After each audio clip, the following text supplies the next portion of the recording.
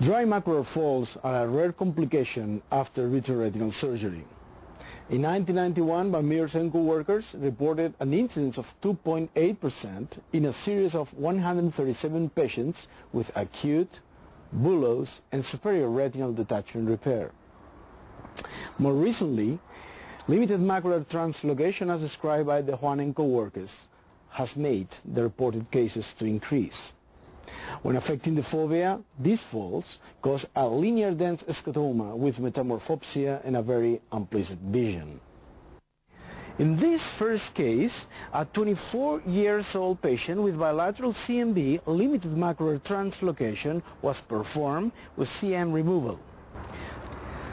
3 days after the surgery, fundus photography shows a dry foveal fold, making vision recovery extremely difficult. Two main techniques have been described. In 1997, Kurtz and Payman described a technique where, under Vitreon, the retina was gently prodded and massaged with a silicone-tip cannula. We tried with a TANA scraper, but the retina really failed to move, and we thought that excessive pressure to the retina could damage the inner fiber layer in the macular area. The forces that maintain the retina attached are really strong, and it seemed impossible to open the fold in this case.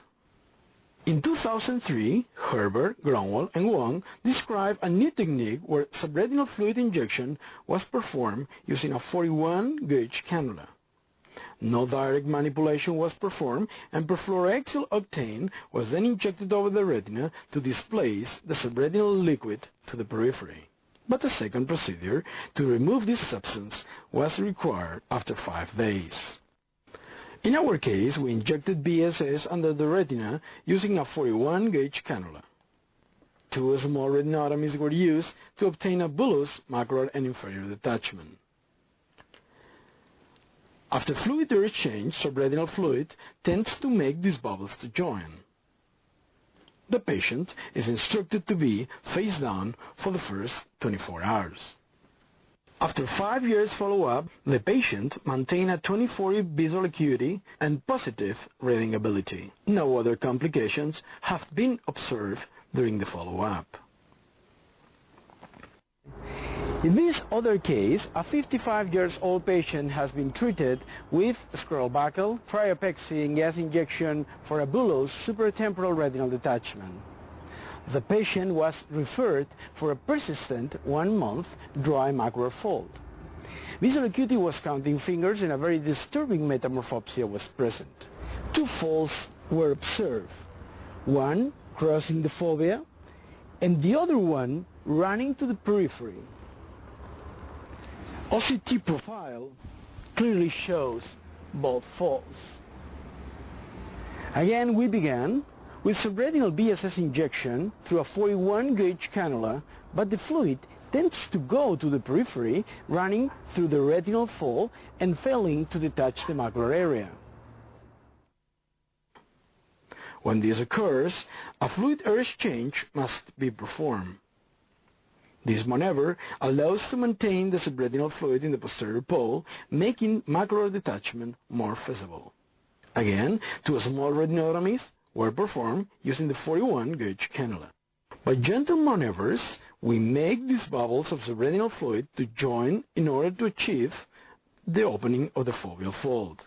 In this case, perhaps because the long-term foveal fold, the internal retinal surface seemed wrinkled. Perfluorooctane was then injected over the retina to displace the subretinal fluid to the periphery. Without the helping hand of any dye and under perfluorocarbon liquid, we performed the internal limiting membrane dissection to obtain 2 possible and theoretical objectives. First, to smooth out the retinal surface, and second, to avoid a postoperative epiretinal membrane formation. At the end, a peripheral retinotomy near the buccal is performed to extract the subretinal fluid, and laser endophotocoagulation is applied around it. Complete perfluorocarbon liquid exchange is then performed, avoiding the need of a second operation.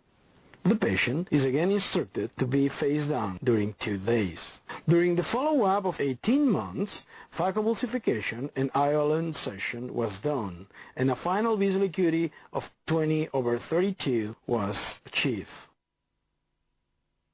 In conclusion, dry macular folds are an uncommon complication after vitreoretinal surgery but make visual recovery almost impossible and must be treated.